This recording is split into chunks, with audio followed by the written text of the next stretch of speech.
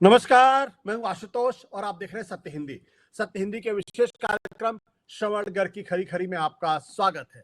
यह हमारा वो कार्यक्रम है जिसमें देश के जाने माने संपादक श्रवण गर्ग जी अपनी तीखी टिप्पणियां करते हैं मौजूदा राजनीतिक माहौल पर। और उनकी तीखी टिप्पणियों से ना तो सत्ता पक्ष बचता है, ना ही विपक्ष, और दोनों ही तिलमिला के रह जाते हैं। आज फिर होंगे उनसे मुखातिब और जानेंगे कि दरअसल महाराष्ट्र में हो क्या रहा है। अजीत पवार एक दिन इंटरव्यू देते हैं और उसमें कहते हैं कि 2019 सरकार बनाने के पहले एक मीटिंग हुई थी जिसमें गौतम अडानी, अमित शाह, शरद पवार, देवेंद्र फडणवीस मौजूद थे। जब यह खबर अपने आप में सारे अखबारों के फ्रंट पेज पर पहली खबर बन जाती है, राजनीति में एक हंगामा सा सनसनी से फैल जाती है, और जब उनसे सवाल जवाब किए जाते हैं तब अजीत पवार ये कहते हैं कि दरअसल गौतम अडानी के मसले पे थोड़ा सा गोलमोल करने की नहीं, वो तो राजनीति में और इस तरीके की बातें करते हैं। उधर शरद पवार ने भी इस बारे में जवाब देने की कोशिश की। शरद पवार ने कहा कि हाँ, जरूर वो मीटिंग मौजूद थे, लेकिन वो इस तरीके की मीटिंग में वो अमित शाह से और तमाम लोगों से मिलते रहते हैं और अजीत पवार को भी लेकर गए थे। लेकिन उन्होंने इससे पूरी तरीके से इनकार किया कि दरअसल इसमें किसी तरीके की कोई साठगांठ या सरकार बनाने की बातचीत हो रही थी। लेकिन एक बात बिल्कुल स्पष्ट है कि गौतम अडानी की इस मीटिंग में उपस्थिति पर राहुल गांधी ने तो हमला किया, और शायद इस बात का अंदाजा था, इसीलिए उस खबर से अपने आप को दूर करने की कोशिश अजीत पवार ने की और यह कहा कि दरअसल उनकी बातों को गलत संदर्भ में देखा गया, उनको मिसरिपोर्ट किया गया, उनको मिसरिप्रेजेंट किया गया। जबकि पूरा इंटरव्यू तो टेलीविजन के ऊपर है, तो मिसरिप्रेजेंट और मिसरिपोर्ट करने का तो प्रश्न ही नहीं खड़ा होता। लेकिन आज हम श्रवण जी से जानने की कोशिश करेंगे कि दरअसल इस पूरे घटनाक्रम का मतलब क्या है, इसका अर्थ क्या है, और ये क्या गूढ़ रहस्य हमारे सामने पैदा करता है, जिस पर रोशनी डालना बहुत जरूरी है ताकि हमारे दर्शक महाराष्ट्र की राजनीति के इस पेच को समझ सके। श्रवण जी। देखिए, अंग्रेजी में एक कहावत है, गेटिंग मर्कियर एंड मर्कियर। जी। मतलब कोई चीज जब उजागर होती है तो उसके बाद जब परतें खुलना लगती है और गंदगी उछलने लगती है, तो ये कहते हैं कि गेटिंग मर्कियर एंड मर्कियर। जी। महाराष्ट्र की राजनीति में भी यही हो रहा है कि एक के बाद एक प्याज के छिलके ऐसे निकल रहे हैं कि चुनाव के पहले लोगों को समझ में नहीं आ रहा है कि झूठ कौन बोल रहा है, और सभी झूठ बोल रहे हैं। मतलब लगातार मतलब शुरू हुआ अजीत पवार से झूठ, फिर आया झूठ फडणवीस पे, और अब मैं जो एक पायलट देख रहा था श्रीनिवासन जैन की बातचीत का शरद पवार से 3-4 मिनट का, तो वो उसमें कुछ अलग बात कह रहे हैं। अजीत पवार के डिस्क्लोजर से जो उन्होंने डिस्क्लोज किया कि वो जो बैठक हुई दिल्ली में, और जिसमें शपथ ग्रहण के पहले जो सरकार बनाने के पहले जो बैठक थी नवंबर 2019 में, उसका मुख्य जो पात्र थे, वो जिस पर केंद्रित रही पूरी बहस, वो अदानी साहब का घर था, और अदानी साहब थे और दिल्ली था, और उसमें शाह साहब भी थे। और फिर सवाल ये उठा कि अदानी का क्या लेना देना इस पूरी राजनीति से। फिर सवाल गया कि महाराष्ट्र की हुकूमत को तो गौतम अदानी चला रहे हैं। हम इस चीज को, पूरी चीज को एक नए परिप्रेक्ष्य में यूं देखना चाहते हैं कि अभी जैसे सत्य हिंदी पर भी एक खबर आई कि लोकपाल का ओपिनियन पोल जो आया है, उसमें एमवीए को, महाराष्ट्र विकास आघाड़ी को बहुमत मिल रहा है। और ये जो एजेंसी है, इसने कर्नाटक का जो ओपिनियन पोल था वो भी किया था, एग्जिट पोल भी किया था, सही निकला था। ये जो ओपिनियन पोल है वो इस चीज को कंफर्म कर रहा है कि लोकसभा चुनाव में जितने असेंबली सेगमेंट्स में एमवीए को, महाराष्ट्र विकास आघाड़ी को बहुमत मिला था, और ये जो बता रहे हैं तो उसमें कोई बहुत ज्यादा फर्क नहीं है। मतलब लगभग उसी को टैली कर रहे हैं। मतलब 150 से ज्यादा सीटें लोकसभा के चुनाव में मिली थी सेगमेंट्स में, और ये जो ओपिनियन पोल है ये भी यही बता रहा है कि इतनी सीटें लगभग मिल रही, इतने परसेंट के करीब सीटें मिल रही है। अब इसमें मुद्दा क्या है? मुद्दा ये है कि अजीत पवार ने तो रिट्रैक्ट कर लिया अपने बयान से। उन्होंने ये कहा कि हाँ, बैठक हुई थी, पर उसमें उन्होंने कहा कि अदानी नहीं थे, और उन्होंने फिर ये नहीं कहा कि वो बैठक कहाँ हुई थी।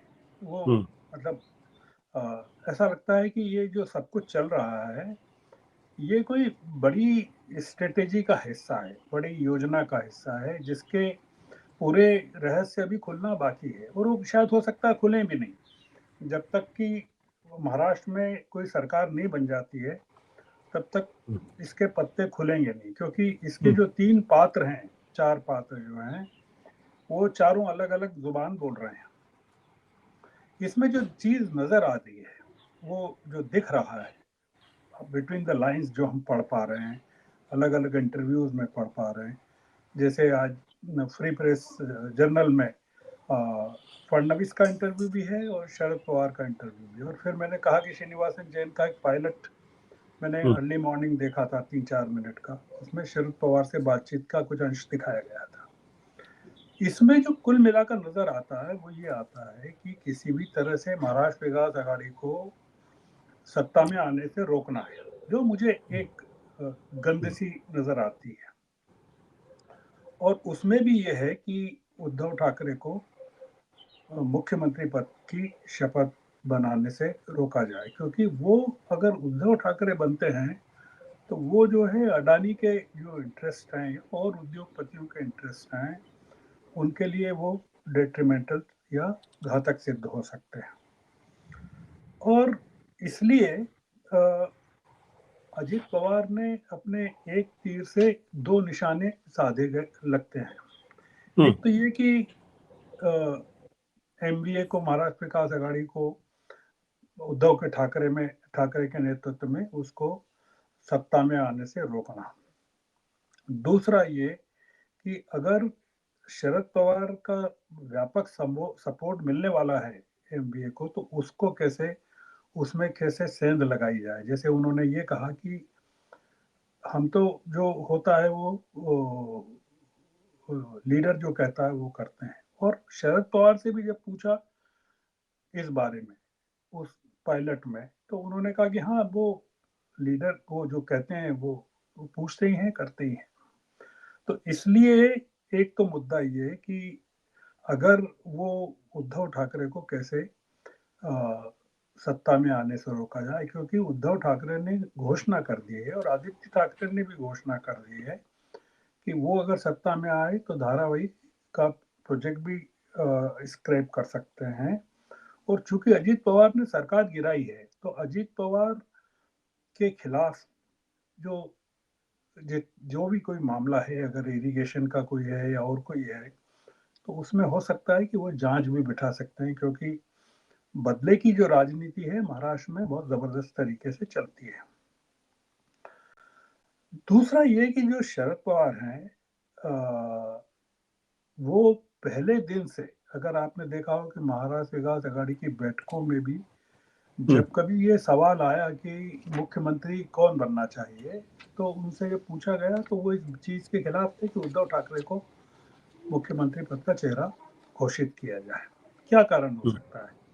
अगर उद्धव ठाकरे को अगर सिंपैथी, उनकी सरकार गिराई गई, उनको सिंपैथी के दम पर महाराष्ट्र की जनता चुनना चाहती है, तो शरद पवार को क्या आपत्ति हो सकती है?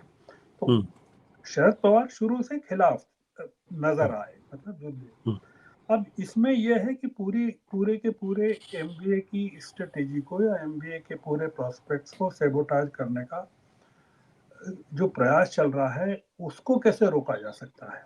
मतलब जो हम्म, फडणवीस हो या अजित पवार हो, अगर उद्धव ठाकरे ये कह दें कि हम घोषित करते हैं कि 2.5 साल के लिए सुप्रिया सुले या शरद पवार जिसको कहेंगे वो मुख्यमंत्री बनेगा हम्म, शुरू में, तो ये चीज पूरी की पूरी पंक्चर हो जाएगी। जो अभी पूरा का पूरा खेल चल रहा है कि उद्धव ठाकरे या एमबीए को कैसे रोका जाए, पर उद्धव ठाकरे न तो ऐसा करेंगे, न उनके सपोर्टर्स ऐसा उनको करने देंगे। ये जो इसका इंटरेस्टिंग पार्ट जो है वो ये है कि पूरे एपिसोड में आपने नोटिस किया होगा कि एकनाथ शिंदे कहीं नजर नहीं आ रहे हैं।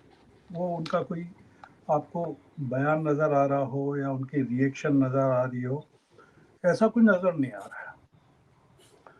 अब जो अजित पवार ने कहा, जो फडणवीस ने कहा और जो शरद पवार ने कहा, उसके बाद इस चीज को एस्टेब्लिश करने में तो किसी प्रूफ की जरूरत नहीं कि दिल्ली में बैठक हुई थी, क्योंकि शरद पवार ने भी स्वीकार कर लिया है कि हाँ, दिल्ली में बैठक हुई थी। अजीत पवार ने जो कहा कि बैठक हुई थी पर उसमें अदानी नहीं थे, पर अजीत पवार ने ये नहीं कहा कि बैठक कहाँ हुई थी। फडणवीस ने भी जो कहा वो उसमें दूसरी चीज उन्होंने कही, और शरद पवार ने जो कहा वो तीसरी चीज कही है। अब बीजेपी जो है, ऐसा लगता है कि मल्टीपल स्ट्रेटेजीज पर काम कर रही है, और मल्टीपल स्ट्रेटेजीज में एक स्ट्रेटेजी ये भी है कि उद्धव ठाकरे को किसी तरह से फिर से एनडीए में लाया जाए। जैसे कि अगर आप शिवाजी पार्क की सभा का परिदृश्य देखें जिसमें मोदी जी का भाषण है, तो उन्होंने इस चीज को कहा है कि कांग्रेस ने कभी भी बाला साहब ठाकरे का सम्मान नहीं किया, और उद्धव ठाकरे ने अपना पूरा का पूरा शिवसेना का जो रिमोट से कंट्रोल पूरा का पूरा कांग्रेस को सौंप दिया है। तो उन्होंने कांग्रेस और शिवसेना दोनों की आलोचना की, पर उन्होंने सबसे ज्यादा मोदी जी ने आक्रमण जो किया वो कांग्रेस पर किया। पूरी की पूरी, अगर आप शिवाजी पार्क की उनकी सभा को अगर सुने तो उन्होंने ये एक तरह की उद्धव के प्रति सहानुभूति बताने की कोशिश की कि आप गलत जगह फंस गए हो और आपको उसमें से निकलना चाहिए, क्योंकि ये बाला साहब के खिलाफ वाले लोग हैं और आज तक भी इन्होंने बाला साहब की इज्जत नहीं की है। इस बीच जो मैं कह रहा था आपको कि 3 दिन की चुप्पी के बाद फडणवीस मैदान में आए हैं। मैंने आपको बताया कि फ्री प्रेस के इंटरव्यू में फडणवीस ने भी कुछ कहा और एक शरद पवार को लेकर भी एक एनालिसिस उसमें है। फडणवीस ने क्या कहा, एक तो उन्होंने इस बात का खंडन किया है कि नवंबर 2019 के नवंबर में सीएम के रूप में उनकी शपथ के पहले कोई बैठक अदानी के घर पर हुई थी। वो भी ये कह रहे हैं, जो अजीत पवार कह रहे हैं, पर वो ये कह रहे हैं कि बैठक हुई है।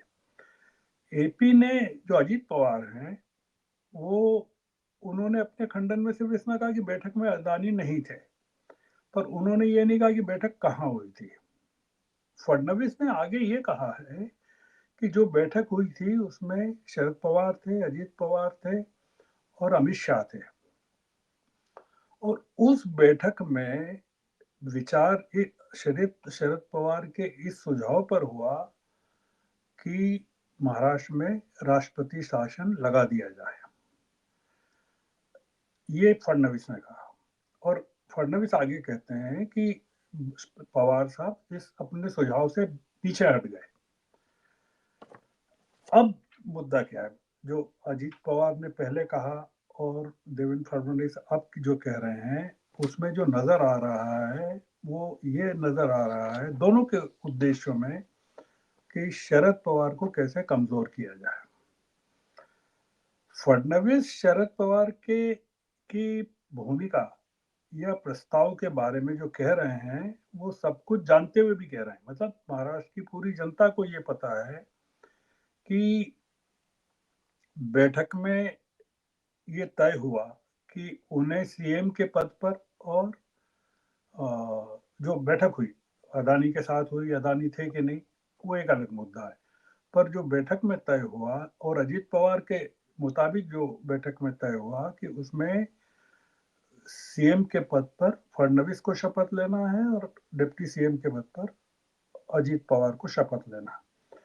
सबको पता है कि जो राज्यपाल थे उस समय भगत सिंह कोश्यारी, उनको सोते से जगाया गया रात को, और अर्ली मॉर्निंग राजभवन में शपथ हुई जिसमें गिने चुने लोग थे, और ये पूरी दुनिया को पता है। और वो सरकार 3 दिन चल पाई, 3-4 दिन चल पाई। फडणवीस खुद भी 3-4 बार पहले कह चुके हैं, कई बार कह चुके हैं कि शरद पवार लूप में थे, मतलब उनको पूरे घटनाक्रम की जानकारी। अब जो शरद पवार कह रहे हैं वो एक नई बात कह रहे हैं। वो अजीत पवार और देवेंद्र फडणवीस दोनों को कॉन्ट्राडिक्ट करती है। और वो ये कॉन्ट्राडिक्ट करती है कि बैठक हुई थी, उस बैठक में अदानी भी थे और अमित शाह भी थे, और वो अदानी के घर पे हुई थी और अदानी ने डिनर पर बुलाया था, पर उस बैठक में सरकार बनाने को लेकर कोई बात नहीं हुई। उसमें केवल ये बात हुई कि आपके खिलाफ केसेस वगैरह हैं, मतलब बेसिकली अजीत पवार वगैरह के खिलाफ जो केसेस हैं, तो उस सिलसिले में अब आपको इधर आ जाना चाहिए। मतलब इधर आ जाना चाहिए का मतलब बीजेपी के साथ आ जाना चाहिए। आगे उसमें खुलासा मैं सुन नहीं पाया, या पूरा वीडियो मैंने सुना नहीं, पर और वो पायलट अब अभी दिख नहीं रहा है, एब्सेंट है पूरे के पूरे यूट्यूब से। आखिरी बात यह है आशुतोष जी कि इस समय जो खेल चल रहा है उसके नायक अजीत पवार है, और जिन्हें पता है कि 23 नवंबर के बाद या जो इलेक्शन के बाद, रिजल्ट के बाद महायुति में उनके लिए कोई जगह नहीं बचने वाली है। मतलब जो पूरा का पूरा इतना उन्होंने एम्ब्रेस कर दिया है बीजेपी को भी, और सब लोगों को, अदानी को भी कर दिया है, सब एक्सपोज कर दिया है। और चूंकि उनको लंबे समय के लिए राजनीति करनी है, और अजीत पवार की उम्र अभी 65 साल है, मतलब शरद पवार की 84 साल होगी, पर अजीत पवार की 65 साल है। लोकपाल का जो ओपिनियन पोल है वो इस मायने में गलत साबित हो सकता है कि एमवीए सबसे बड़े गठबंधन के रूप में तो उभर उभरे। जाए, हाँ, पर उसको सरकार ने बनने दी जाए। मतलब जो चीज शरद पवार के मुंह में डाली जा रही है फडणवीस के द्वारा, कि उन्होंने तब ये सुझाव दिया था कि राष्ट्रपति शासन लग जाए महाराष्ट्र में, हो सकता है कि कोशिश ये की जाए कि बजाय एमवीए की सरकार बनने देने के, महायुति को अगर भाजपा और एकनाथ शिंदे के बल पर बहुमत नहीं मिलता है, जो कि नहीं मिल सकता, क्योंकि 288 सीट्स में से अगर अजीत पवार की 52 सीटें निकाल दें तो जो सीटें बचती हैं वो उसमें से मुश्किल है कि 145 सीटें मिल जाएगी। और अब जो लग रहा है उसमें ऐसा नहीं लगता कि अजीत पवार जो हैं वो लंबे समय तक इनके साथ चलेंगे। अब मुद्दा क्या है? मुद्दा ये है आशुतोष जी कि बेनिफिशियरी कौन रहेगा जो पूरे के पूरे घटनाक्रम में है। जो मुझे लगता है कि महाराष्ट्र के पूरे घटनाक्रम में अगर कोई बेनिफिशियरी रहेगा पूरी तरह से, जो मुझे लगता है, नज़र आता है पूरे एनालिसिस से, तो वो वहाँ के औद्योगिक घराने रहेंगे अल्टीमेटली। क्योंकि जो चल रहा है पूरा घटनाक्रम वो उसी हिसाब से चल रहा है कि जो चीज़ें अभी है, चाहे धारावी हो या टेंडर हो, जिस तरह से एकनाथ शिंदे ने टेंडर जारी किए हैं अभी धड़ाधड़, पवन खेड़ा ने जो आरोप लगाए हैं कि जमीनें जो दी गई हैं, बांटी हैं जमीनें, वहाँ बहुत बड़ा इकोनॉमिकली डिस्टर्बेंस हो जाएगा अगर वहाँ एमबी की सरकार आ जाती है। और राहुल जिस तरह से आक्रमण कर रहे हैं महाराष्ट्र में जो चल रहा है वो आप समझ लीजिए कि देश की वित्तीय राजधानी है, फाइनेंशियल कैपिटल है, और सारे चेहरे एक्सपोज हो गए हैं वहाँ। शरद पवार, फडणवीस और अजीत पवार सब हो गए। महाराष्ट्र के लोगों को जो चीज़ पता चल रही है कि वो लोग 20 तारीख को जिनको वोट देने जा रहे हैं वो हर नेता झूठ बोल रहा है, और वो अगर अभी झूठ बोल रहा है तो आगे और झूठ बोलेगा। तो झूठ बोलने वालों के नेतृत्व में महाराष्ट्र की सरकारें अब कायम होने वाली है। तब आप अपने दर्शकों को बता सकते हैं कि देश में राहुल गांधी जिस लोकतंत्र की बात कर रहे हैं, तो उस लोकतंत्र को महाराष्ट्र में प्रधानमंत्री कितनी मजबूती प्रदान करेंगे। तो हम आज की बातचीत को इसी नोट पर खत्म करते हैं। जी, thank you sir, thank you. मेरे ख्याल से कुछ एक नया एंगल महाराष्ट्र की जी राजनीति बिल्कुल, से। बिल्कुल नया पर्सपेक्टिव। बिल्कुल सर, बिल्कुल sir, thank thank you. You ji.